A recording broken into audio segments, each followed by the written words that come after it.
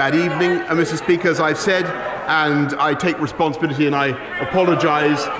Corona கட்டுப்பாடுகளை மீறி ஊரடங்கு காலத்தில் மதுவிருந்தில் கலந்து கொண்டதற்காக இங்கிலாந்து பிரதமர் போரிஸ் ஜான்சன் பகிரங்கமாக மன்னிப்பு கோரியுள்ளார்.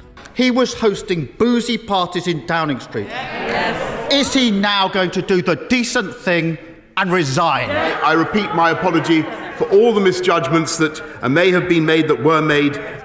கடந்த 2020ஆம் ஆண்டு மே மாதம் அந்நாட்டில் முழு ஊரடங்கு அமலில் இருந்தபோது லண்டன் டவுனிங் வீதியில் உள்ள தனது அலுவலக கார்டனில் நடைபெற்ற மது விருந்தில் போரிஸ் ஜான்சன் கலந்து கொண்டார்.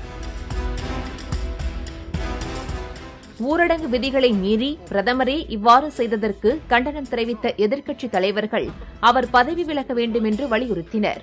இந்த நிலையில் நேற்று நடைபெற்ற நாடாளுமன்ற கூட்டத்தொடரில் மன்னிப்பு கோரிய போரிஸ் ஜான்சன் விதிகளை உருவாக்குபவர்களே அதனை சரியாக பின்பற்றாதது குறித்து மக்கள் தன் மீது கொண்ட கோபத்தை புரிந்து கொண்டதாக தெரிவித்துள்ளார். After months of deceit and deception, the pathetic spectacle of a man who's run out of road. His defence that he didn't realise he was at a party. It is so ridiculous that it's actually offensive to the British public.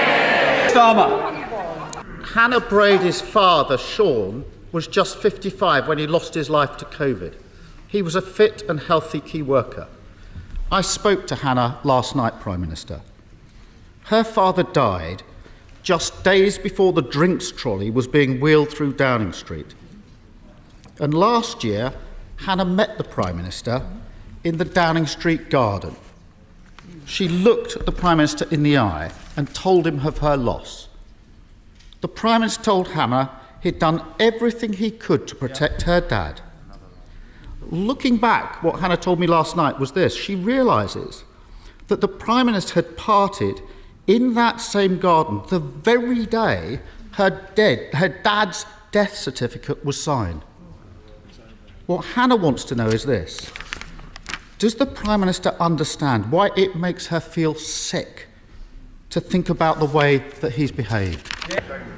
Mr. Speaker, I sympathise deeply with Hannah, with people who have suffered up and down this country during the pandemic, and I repeat that I wish things had been done differently on that evening, Mr. Speaker, and I repeat my apology for all the misjudgments that may have been made that were made on my watch in Number 10 and across the government. But I want to reassure the people of this country, including Hannah and her family, that, Mr. Speaker, we have been working to do everything we can to protect her and her family.